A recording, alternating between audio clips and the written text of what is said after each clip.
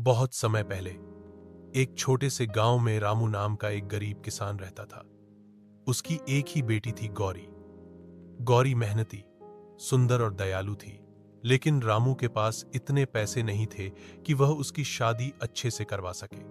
शादी की तारीख नजदीक थी और घर में न दहेज के पैसे थे, न सजावट के, न मेहमानों के खाने का इंतजाम।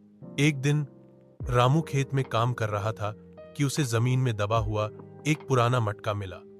उसने सोचा, चलो इसमें पानी भरकर पीते हैं। जैसे ही उसने मटका उठाया, उसमें से एक मीठी सी आवाज आई, रामू, मैं एक जादुई मटका हूं।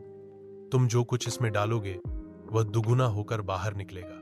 रामू ने पहले तो सोचा कि यह उसका भ्रम है, लेकिन उसने परखने के लिए उसमें एक मुट्ठी चावल डाले। अगले ही पल मटके में से 2 मुट्ठी चावल निकल आए। रामू की आंखें चमक उठी। उस दिन से उसने चावल, गेहूं, सब्जियां, यहां तक कि मिठाई तक मटके में डालनी शुरू कर दी और सब दोगुना हो जाता।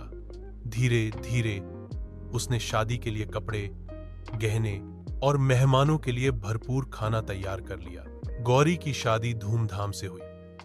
गांव के लोग हैरान थे कि गरीब किसान ने इतना भव्य इंतजाम कैसे कर लिया।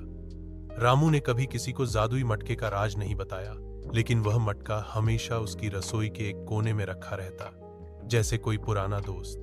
गौरी की शादी के बाद भी रामू उस मटके का इस्तेमाल सिर्फ जरूरत के समय करता, ताकि उसकी किस्मत बिगड़ न जाए।